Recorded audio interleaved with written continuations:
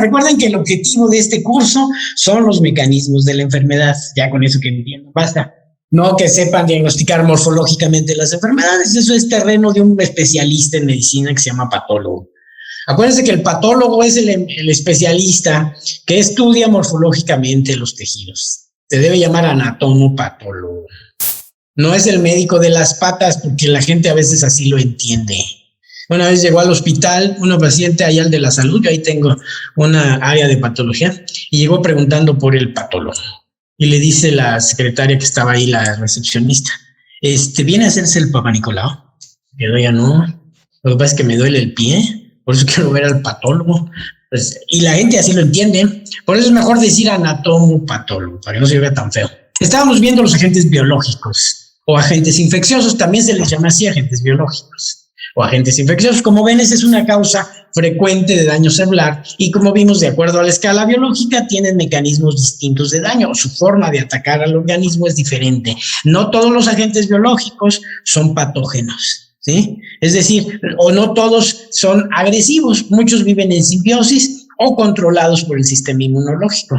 Algunos de ellos solamente infectan en caso de que exista una deficiencia de la respuesta inmune. Entonces, estábamos viendo hasta donde sé los virus. Recuerden que los virus son parásitos del DNA y se caracterizan porque se duplican en el DNA de la célula y destruyen la célula una vez que se replican. Entonces, ese es un mecanismo de destrucción y de daño. Hay virus que son muy dañinos, hay otros que frecuentemente infectan al organismo. Existen millones de virus. Si quieren ver la biología de los virus, hace como 3 meses o 4 salió un artículo publicado en una revista de divulgación científica que se llama National Geographic. ¿Nunca la han leído? Porque si no la han leído es conveniente que de vez en cuando la lean. Y ahí salió un artículo completito acerca de los virus, cómo vienen, cómo infectan, cómo se distribuyen, cuántos hay.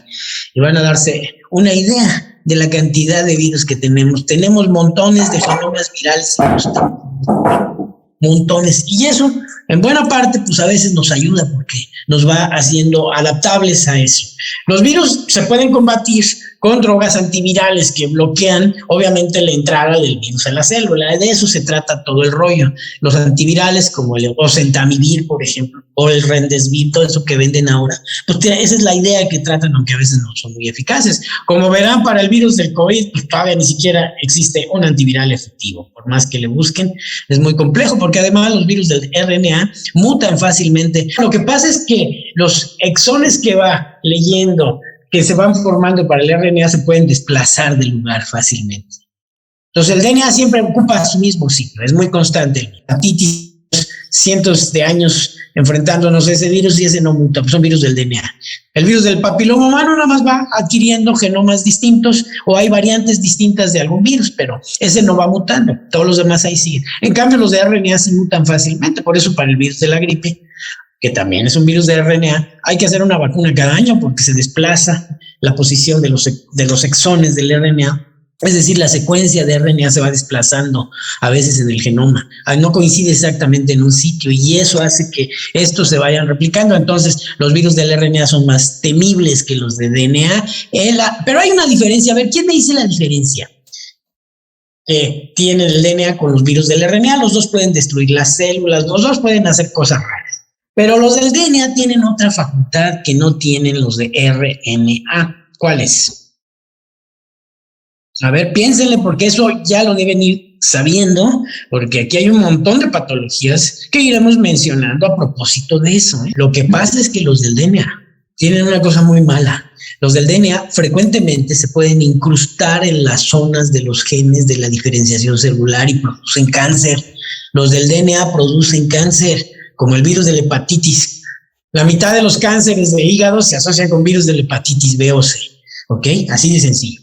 El virus del papiloma humano, ¿qué cáncer produce? Cáncer de cuello uterino, cáncer de canal anal, cáncer de pene, cáncer de nasofaringe, cáncer de hipofaringe. Entonces, esos virus es el problema de los del DNA, que si se incrustan en los genes de la réplica celular van a producir cáncer. A ver, otro virus que me faltó decir que se asocia con muchos cánceres. Linfomas, carcinoma indiferenciado de nasofaringe, carcinoma indiferenciado de parótida. Todo esto ya se los voy a empezar a acumular. Va a ser acumulable para las preguntas del examen, eso lo tienen que ver. Ahí el libro a veces lo menciona entre líneas, pero esto es nos enfrentamos todos los días, oigan. Es el virus del Epstein-Barr. El virus del Epstein-Barr también produce cáncer. Todos esos que mencioné, virus de la hepatitis, virus del Epstein-Barr, virus del papiloma humano son de DNA. En antivirales que las controlan, ahí más o menos nos la llevamos, siempre y cuando no se incrusten en un gen que de la división celular, porque entonces van a producir cáncer. Ese es el problema de esos virus, ¿eh? Muchos cánceres que vemos en niños y en adultos están asociados con virus, pero son del DNA. Los del RNA no producen cáncer. Ahora me van a decir, ay, doctor, ¿por qué los pacientes con SIDA, que es de RNA, sí tienen cánceres? Ellos tienen cáncer, pero por otro mecanismo que se llama inmunodeficiencia. Sus cánceres son debidos a la inmunodeficiencia, no al virus en sí. ¿Ok? Entonces, esos son mecanismos de daño de los virus, como ven, son muy variados. Los virus son estructuras submicroscópicas, nanométricas, es decir, solo con microscopio electrónico, en una búsqueda exhaustiva de un producto de algún lavado bronquial o de alguna biopsia podemos verlos. De otra manera, son invisibles al ojo humano, son enemigos bastante temibles. Y todavía en la escala biológica tenemos otros seres infecciosos que atacan al humano, que son peores todavía. ¿Han oído hablar de los priones? Los priones son agentes infecciosos, pero el prión no afecta al genoma. Es parecido al virus más pequeño, sino al proteoma. Es decir, es una secuencia de aminoácidos patológica, ¿sí? Es un agente infeccioso formado por una cadena de aminoácidos y se mete a una proteína y hace que esta proteína se pliegue mal. Y al estar mal plegada produce daño. Existen un par de enfermedades bien estudiadas por priones. Cada día se han estado investigando otras. Ninguna de estas es curable, son muy graves. Una se llama enfermedad de Creutzfeldt-Jakob. Se escribe Creutzfeldt-Jakob. Creutzfeldt-Jakob es una encefalitis espongiforme. Es lo que se conoce vulgarmente como la enfermedad de las vacas locas. O sea, afecta a las personas que han tenido cirugías de ojos. Aquí en este hospital, un cirujano tenía un antecedente de que lo operaron de los ojos en alguna ocasión por alguna catarata o no sé qué pasó, y hizo esta enfermedad y se murió en 6 meses. Produce trastornos motores severos hasta que el paciente se muere. Se llama encefalitis espongiforme. También se vio endémicamente en Inglaterra, aparentemente por comer carne de vaca mal procesada, que tenían esta infección. Las vacas, como empiezan a perder movilidad en las patas cuando caminan, como que brincan, entonces por eso les llamó la gente, los granjeros en Inglaterra, las vacas locas, y se llamó la enfermedad de la vaca loca. Pero luego ya se asoció con una enfermedad que había sido descrita por Creutzfeldt-Jakob y corresponde a la misma. Es una enfermedad por priones. Este es bien difícil porque inclusive se asocian con plegamiento de proteínas anormales como la amiloidosis. Y hay otra que se llama curú. El curú es muy difícil verlo, solamente lo habían descrito en África en caníbales. En África, en algunas tribus que están metidas allí en la selva, de esos lugares que no están accesibles al ser humano, había todavía tribus que comían carne humana. Y ahí se describió el curú, una enfermedad también encefálica grave que se asocia con estos priones. Ahí sí no hay ni los anticuerpos no lo reconocen porque es una molécula muy pequeña, no alcanza el tamaño para hacer un apteno y desencadenar la respuesta inmune. No se pueden hacer vacunas, no nada, es simplemente esa secuencia que parasita una proteína. La proteína ya ha sido codificada, ya está, simplemente la hace que trabaje mal en la célula y se acabó. Esa sí son enfermedades temibles. ¿Qué pasó? ¿Cómo te contagias? Porque es infecciosa, ¿no? Sí, es infecciosa, te contagias comiendo cosas, pues por eso te digo, o a través de cirugías en el sistema nervioso que estén contaminados con ese agente infeccioso. Aquí es todavía más pequeño que los virus. Los virus conocemos su modo de replicarse. Esta, pues aparentemente va ocupando el proteoma para replicarse y ocupa esa secuencia que infecta otra célula y así sucesivamente. Esta es una infección del proteoma, es decir, de la proteína como tal.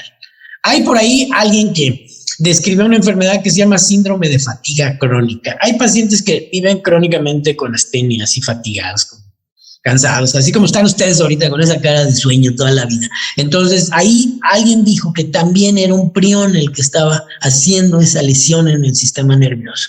Como el sistema nervioso es el que más sufre por enfermedades de proteínas mal plegadas, porque recuerden que las proteínas se pliegan, pasan del retículo endoplásmico al aparato de Golgi y ahí las pliega el aparato de Golgi de alguna manera y las empaqueta y las manda a algún sitio. Si existe un plegamiento anormal, la proteína puede funcionar normalmente. Entonces, eso es lo que pasa con este tipo de enfermedades. No se conoce mucho de ellas. Afortunadamente no es frecuente, pero el día que se presenta el paciente no tiene cura, ni hay manera de sustituirle su proteoma, ¿verdad? El proteoma está constituido por 100,000 proteínas en el ser humano. Hay 100,000 proteínas, hay más proteínas que genes. Entonces la interacción genética va generando muchas proteínas. Entonces ahí está pues todavía más complejo. Entonces esos son los agentes infecciosos. No vamos a tener tiempo de verlos, que no alcanzamos a ver patología especial, pero mencionaremos algunas enfermedades infecciosas importantes, entre ellas la tuberculosis, la lepra, la sífilis quizá, porque son enfermedades que representan las enfermedades infecciosas y su mecanismo de daño muy ampliamente. Entonces, esas quizá las mencionaremos en detalle. Ustedes van a llevar, como ya les dije, parasitología y microbiología, donde les van a enseñar esas enfermedades, su ciclo biológico, su mecanismo de daño. Y sobre todo, lo más importante que deben de saber, y esto en patología sí lo mencionamos frecuentemente, es qué agente infeccioso afecta a qué célula, porque no todos afectan todas las células, sino un tipo especial de órgano o de tejido. Ahí es lo que se deben de aprender aquí. Hay otro gran grupo de enfermedades que vamos a mencionar en detalle, por lo menos más ampliamente, que se llaman enfermedades de origen inmunológico. ¿Qué quiere decir eso? Son todas las enfermedades que se presentan cuando el sistema inmunológico falla, ya sea que no trabaja bien o que trabaja de más, ¿ok? O que trabaja contra nuestras propias proteínas. Entonces, esas enfermedades, esos mecanismos de daño inmunológico, sí los vamos a mencionar porque ahí se presentan muchísimas enfermedades. ¿Quién no ha oído hablar del lupus, de la artritis reumatoide, de la espondilitis anquilosante, de la amiloidosis? Hay muchas enfermedades de origen inmunológico. Muchas de ellas tenemos poco conocimiento, de otras ya se sabe muy bien. El problema es que, desgraciadamente, a veces ni se curan, nada más se controlan. Las enfermedades del sistema inmune son muy complejas. Y ustedes, desgraciadamente, en la escuela de medicina no llevan una materia de inmunología, lo cual es una desventaja enorme en relación con otras facultades. ¿Por qué digo que desventaja? Porque a la hora que vayan a hacer el examen del ENAR para las especialidades, van a competir con otras facultades. Y entonces van a ir ustedes más mal preparados. Entonces se van comprando también un libro de inmunología. Por favor, tienen que leer un libro de inmunología. ¿Y lo ven? Inmunología clínica, creo que se llama. Inmunología básica y clínica. ¿Ok? Es un librito grande. Se lo compran y lo leen. Claro, como el de patología no están leyendo, pero bueno, aunque sea vayan almacenándolos ahí para que les remuerda la conciencia. Entonces, no hay clases de inmunología. Y es importantísimo que sepan eso. De hecho, antes cuando un médico en los años 70s, 80s, 90s, cuando un médico no sabía que tenía un paciente, le decía, yo creo que usted trae una enfermedad viral. Así, como no es posible hacer un diagnóstico fácil, pues ya le echaba la culpa a los virus. Ahora, en nuestro tiempo, cuando un médico no sabe que tiene una paciente o un paciente, le dicen, yo creo que usted trae una enfermedad inmunológica. Así de sencillo, es como un cesto de basura donde ponemos todo lo que no sabemos qué es. Entonces son muy complejas estas enfermedades. La historia de la inmunología es muy fascinante. Al principio viene un capítulo de historia con los inmunólogos famosos, desde las transfusiones sanguíneas, trasplantes de tejidos, descubrimiento de muchas cosas, de muchos antígenos que hay en el organismo. Entonces, léanse un libro de inmunología. Vamos a llevar un capítulo completito de eso. Ahí sí, enfermedades inmunológicas de origen inmunológico son muy importantes. ¿Ok? Entonces, luego viene otro gran grupo de enfermedades que se llaman trastornos genéticos. Recuerden que el ácido desoxirribonucleico está compuesto por bases nitrogenadas. 4 bases, estas se van intercalando así en una cadena polinucleótida que tiene 3,000 billones de bases, o sea, son un montón. Claro, solamente hay unos cuantos genes codificantes. Lo que conocemos actualmente de enfermedades genéticas es la consecuencia de un cambio en esa secuencia que es permanente. ¿Por qué permanente? Porque ahí se queda, no se corrige. El DNA tiene la facultad de que si se altera eso, tiene un corrector de eso. Como por ejemplo, cuando ustedes están escribiendo en la computadora, hay un programa que tiene la computadora que si escriben mal una palabra, se las arregla solita, ¿verdad? Entra el corrector y cambia. Así tiene el genoma un corrector de DNA, ¿sí? Corrige ese daño. Y hay una proteína que se llama P53 que vigila que ese programa se efectúe. Si se cambia, entonces hace que la célula entre en apoptosis, vamos a ver posteriormente qué es eso, y la célula se muere para que no tenga ese cambio anormal.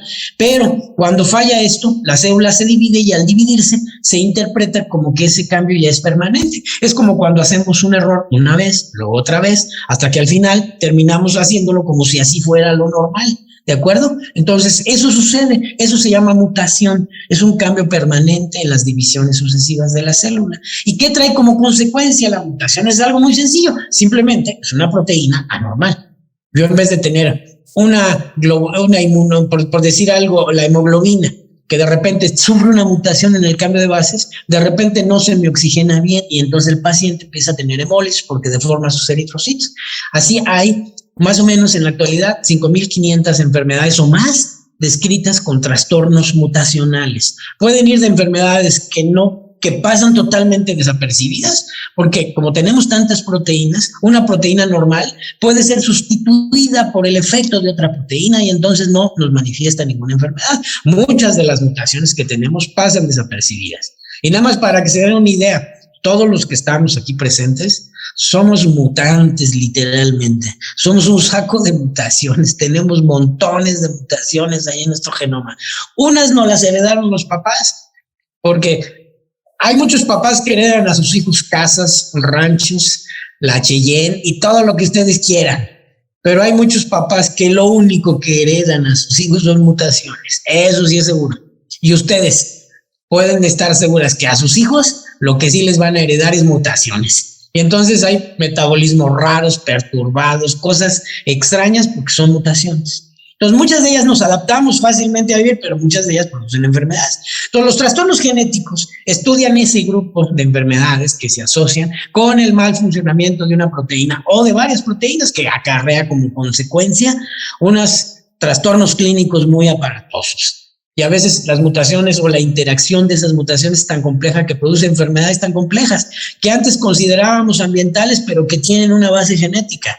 Estoy hablando de la hipertensión, de la diabetes mellitus, de la aterosclerosis, que decíamos, no, pues es que comes mal, es que no, es que estás acelerado, no. Hay mutaciones ahí presentes que están ocasionando dado enormemente. Entonces, otro libro que van a comprar es uno de genética clínica. Aquí no tengo uno a la mano, pero pueden bajarlo fácilmente ahí en PDF en el internet. Busquen algo de genética clínica y lean este libro porque esa es otra desventaja que tienen. Esa es otra mutación de la escuela de medicina. No llevan una clase de genética y ahora, fíjense bien, después de la inmunología, viene la genética desplazando a muchos tratamientos, a muchas formas de entender las enfermedades que antes se pensaba que eran por una causa X, ahora se sabe que hay una proteína anormal porque hay una mutación del genoma que está haciendo esa proteína anormal. Recuerden que del genoma lo que entendemos es las secuencias de bases que codifican proteínas, nada más, eso es todo, ¿sí? Y las proteínas funcionan haciendo que otras proteínas trabajan como proteínas estructurales, trabajan como enzimas, carbohidratos, glucógeno, otras proteínas y también grasas, etcétera. Entonces, las proteínas son responsables de todo el funcionamiento. Si están anormales, se perturba la función. Esas son las enfermedades genéticas. Hay muchísimas, mencionaremos algunas. Vamos a tener un capítulo completo de genética, pero no es suficiente. Compran un libro o búsquense un maestro de genética privado. Por ahí conozco un par de genetistas aquí en Morelia muy buenos. Le dan clases así a nivel de posgrado allá en CEU, pero que de repente hacen grupitos y les dan clases. Muy interesante el asunto. Porque si se presentan al examen del ENAR y no conocen genética, les aseguro que los van a tronar así rápidamente. ¿Ok? Ahora, la genética ahora se ocupa mucho para el diagnóstico de enfermedades. Nada más, por ejemplo, dense una idea. ¿Cómo se diagnostica el SARS-CoV-2? ¿Cómo se hace el diagnóstico? PCR. Es el PCR. ¿Qué quiere decir PCR? A ver. Reacción de la cadena de la polimerasa, ¿no? Reacción en cadena de la polimerasa. La polimerasa es una enzima que amplifica esta secuencia de un gen para que se esté trabajando y en la síntesis ampliada. Entonces, nosotros cuando hacemos o amplificamos esa a través de mecanismos de laboratorio muy complejos, podemos ampliar la presencia de un pequeño virus que esté ahí presente y que no nos demos cuenta. Y de esa manera diagnosticamos enfermedades virales muy fácilmente. De hecho, cualquier enfermedad viral que ustedes puedan diagnosticar, para que sea seguro el diagnóstico, tienes que ser con una prueba recombinación de ácidos nucleicos para demostrar el genoma de eso, o una PCR que nos permite ampliar la presencia de ese genoma anormal. Ahí sí es 100% seguro. Entonces, muchas enfermedades se diagnostican ahora con técnicas de genética. Inclusive en el cáncer se hace mucha citogenética porque las mutaciones que más predominan en algunos cánceres se asocian con un tratamiento diferente. Entonces, trastornos genéticos es otro asunto aparte, ¿eh? Entonces, también se compran un libro de genética. Bueno, desequilibrios nutricionales. México es un país de desnutridos. Recuerden que los desnutridos pueden inclusive estar obesos. Entonces, pues, hay muchos defectos en la nutrición del mexicano que acarrean muchísimas enfermedades. Entonces, ahora está de moda los nutriólogos. Todo el mundo tenemos nutriólogos ahí de cabecera o nutriólogas. Hay muchas nutriólogas muy eficaces. Nos enseñan a comer, a cómo debemos comer, y eso pues notablemente mejora la salud de una población. Entonces, las enfermedades nutricionales son importantísimas. Al que tenga la suerte de hacer el internado en el hospital civil, lo rotan por el hospital infantil y ahí ven enfermedades por desnutrición, el kwashiorkor o el marasmo, que se ven todavía aquí en México, como si estuviéramos en África, en esos países, que no tienen que comer literalmente. Entonces, tienen trastornos muy curiosos, enfermedades muy relacionadas con eso, inclusive inmunodeficiencias, hacen mutaciones, en fin, tienen muchas enfermedades. Entonces, esas no tenemos mucho tiempo de revisarlas. Cuando lleven pediatría, cuando vayan en 4 años, les van a dar una clase que se llama pediatría, ahí les van a explicar muy bien la desnutrición. Pero bueno, todo esto de acá lo vamos a empezar a ver en detalle.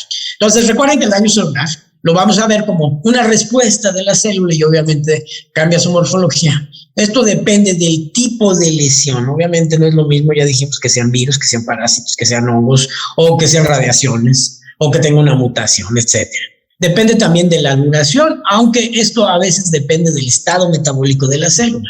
Y obviamente la intensidad del daño. Si es leve, pues a lo mejor la célula no se daña mucho y rápidamente vuelve a la normalidad. Si es muy intenso, pues obviamente se muere. En cuanto a privación de oxígeno, pues esto es muy obvio, ¿eh? Si tenemos hipoxia, la célula puede sobrevivir, pero si tenemos isquemia total, que no haya paso de sangre, pues la célula se muere. Las consecuencias de la lesión también dependen del tipo de la célula, del estado metabólico de la célula y de la capacidad adaptativa de la célula. No todas las células se adaptan igual. Hay unas que se adaptan fácilmente y otras que no. Por ejemplo, ya mencionábamos que el cardiomiocito, es decir, la célula muscular del corazón, no se adapta a la hipoxia. ¿Cuánto tiempo, a ver, Mariana, tarda una célula cardíaca en morirse después de que privas de oxígeno completamente, que se le tapa una coronaria? 4 minutos, como horas, ¿no, hombre? 4 minutos y el corazón se muere. Igual, le cierras el aporte de oxígeno a una parte del cerebro y en 4 minutos las neuronas que estaban recibiendo el oxígeno ahí se mueren. ¿Cuánto tiempo tarda el músculo estriado esquelético en morirse una vez que seccionas una arteria? Ahí sí podría ser horas. Hay células que duran mucho tiempo en hipoxia. Y se explica fácilmente. Cuando yo les di clases de histología, les hablé de la facultad que tiene el músculo estriado esquelético a resistir la hipoxia o a funcionar en ausencia de oxígeno. Y una vez llegó una paciente de 20 años o 22 años, una chava, que trabajaba en un molino de nixtamal. Ustedes no saben ni lo que es un molino ni lo que es el nixtamal. Bueno, pero a lo mejor han oído hablar. Es con porque mandan la masa para hacer las tortillas temprano. Ya ven que nosotros somos taqueros por esencia, entonces comemos tortillas y empiezan a trabajar tempranito, 7, 8 de la mañana. Entonces esos pacientes entran a trabajar 4 o 5 de la mañana, porque hay que hacer la masa temprano. Y ahí meten el maíz, lo mezclan con cal y en molinos grandes lo muelen y ya sacan la masa.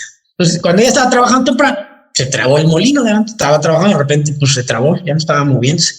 Y se le ocurrió que destrabarlas, y pues ahorita lo destrabo, y metió la mano ahí donde estaba una rueda que circulaba así como helicoidal, que corta el maíz y lo va moliendo, mete la mano y la atrapa, empieza a trabajar el molino, y la jala la mano, y más o menos a esta altura, se la corta literalmente, se la amputó y ella salió para atrás sin el brazo sangrando, así como en película de terror. Así sale corriendo la pocha, llegan ahí rápidamente a ayudarla. A alguien se le ocurre brillantemente ponerle un cinturón apretado que no se muriera paran un taxi allá afuera del molino, quién sabe dónde estaba el molino, y se la llevan corriendo en el taxi, ni siquiera esperaron ambulancia. Si se espera la ambulancia se muere. Tenemos 2 o 3 ambulancias trabajando para toda la ciudad. Entonces, llegaron en el taxi con la muchacha ya en estado de choque. Imagínense el dolor, el escándalo, llegan corriendo pues, a urgencias rápidamente. Los internos, que en ese entonces había internos en el hospital, brillantemente originados de la Universidad Michoacana de San Nicolás de Hidalgo, rápidamente la canalizaron, trabajaron como héroes, como si estuvieran en el hospital de Grey's Anatomy, así, trabajando a todo lo que da, poniéndole sueros, le pusieron sangre, la paciente se estabilizó rápidamente. Esto más o menos sucedió, dice los familiares, que como a las 6 de la mañana. Para cuando la paciente estaba estable, más o menos eran las 8:30, ya estaba tranquila la paciente. Y la iban a meter a hacer un lavado quirúrgico para ver cómo estaba aquello. Obviamente sabían que no tenía brazo, que lo había perdido, sabían que en un molino, y le hablan a un traumatólogo muy brillante, que mucho tiempo fue el jefe de traumatología del Hospital Civil, y pues bueno, maestro de generaciones, inclusive de traumatólogos. Le hablaron, doctor, y llegó una paciente amputada, venga por favor. No, la paciente ya está bien, venga nada más para que la vea y nos diga qué hacemos. Y pues ya le iba a hacer el tratamiento, hacen un muñón, le cierran. El doctor había hecho un curso de microcirugía y tenía además equipo nuevo de microcirugía. Y cuando llegó, pues vio la oportunidad de echar a mano de su nuevo equipo que tenía. Dijo, perfecto, vamos a intentar reimplantarle el brazo. A ver, pásenme el brazo. Ya la tenían en quirófano, pásenme el brazo. Así, hasta puso la mano. Y todo el mundo se quedó. ¿Y el brazo? ¿Tú? ¿Quién tiene el brazo? A ver, háblale al familiar. Oiga, señor, venga, porque ¿dónde está el brazo de su hermana o su hija? No sé qué era. ¿El brazo? No, pues está allá en el molino. Ahí van corriendo, todo el mundo paran otro taxi, llegan al molino, y obviamente todo el mundo veía el molino como si fuera el malo de la película. Nadie se acercaba al molino, obviamente. Se corta brazos y tortillas con sangre, y bueno, no. Nadie quería. Total, que tuvieron que llamarle a un técnico para que viniera y desarmara el molino. Entonces, lo primero que hizo el técnico, dicen que cuando llegó fue desconectar el molino para que no se echara a andar, no fue a que fuera a trabajar otra vez ahí. Lo desarmaron el molino, quitaron todas sus partes y sacan el brazo así. Heroicamente, porque nadie se atrevía siquiera a tocarlo. Lo ponen en una bolsa con hielos y ahí van de regreso al hospital. Para esto ya eran como 10, 11 de la mañana. De 6 de la mañana, imagínense. 10, 11 de la mañana, dice el doctor, pues llegan ya, aquí está el brazo, doctor. A ver, lávenlo con solución salina. ¿Quién sabe qué tanto le echan a los brazos? Ya después verán esto en traumatología. Pero ya existían anécdotas de que se habían reimplantado brazos o piernas amputadas. Esto se desarrolló en las guerras, inclusive. Cuando se seccionaba un miembro, pues ahí se ponían a trabajar para reimplantarse. Claro, se requiere de mucha astucia quirúrgica, que el cirujano sea muy bueno para que reconecte vaso por vaso, nervio por nervio, haz muscular por haz muscular, imagínense. Y en un brazo, tan solo aquí, tenemos como 20 músculos, entonces pues es un buen trabajo, ¿verdad? Pero el doctor muy motivado, su equipo nuevo, la oportunidad estaba ahí, dijo, no, ahorita lo vamos a tratar de implantar. Órale. En primer lugar, había que reducir la fractura, poner clavos, bueno, no era, imagínense el trabajar. Total, dicen que la cirugía de la reimplantación empezó como a las 10:30, 11, y terminó como a las 2 de la mañana, casi 24 horas después de amputado el brazo. Entonces, inclusive, él mismo les dijo a los familiares, voy a tratar de reimplantárselo, pero hay pocas posibilidades porque ya han pasado horas y después de horas ya a lo mejor el brazo ya se murió, ya dejó. Nosotros sabemos que el músculo estriado-esquelético tiene una facultad enorme de trabajar con glicólisis anaeróbica. Ahorita vamos a ver que es un mecanismo de compensación, forma energía a través de la glucosa, almacena glucógeno. Por lo tanto, no se muere así, queda permanente, queda en stand-by ahí. Las células, una vez que se les restablece el oxígeno, horas después pueden volver a trabajar, no el corazón, no el cerebro, pero el músculo estriado sí. Entonces, total que después de más de 12 horas, la paciente pudo conservar el brazo. Quedó como Frankenstein, entonces obviamente todo disfuncional, pero conservó el brazo, se lo reimplantaron, al día siguiente tenía flujo sanguíneo, a los meses pudo volver a mover algo de los dedos, se volvió a tener una recuperación más o menos importante. No fue como se hacía antes, nada más se recortaba, se acomodaba y luego ya se dejaba ahí ya el muñón nada más. Esta vez lo reimplantaron. Ahora se sabe que en condiciones idóneas, hasta 24 horas después, todavía es posible conservar un miembro que se pierde. El músculo esquelético tiene una facultad enorme para sobrevivir. Entonces, depende mucho, evidentemente, del órgano afectado. No es lo mismo, pues, una célula que otra. Entonces, vamos a trabajar sobre eso. Ahorita ya le voy a cortar aquí porque ya están aquí los cadáveres danzando. Entonces, tengo que ir a ver cuántos hay, porque oye que abren y cierran la puerta. ¿Alguna pregunta hasta ahorita? Si no, continuamos mañana. ¿No? Ahora, pues, pero léanse el capítulo completo, léanle todo así, y no una vez, 2, 3, 4 veces hasta que lo entiendan.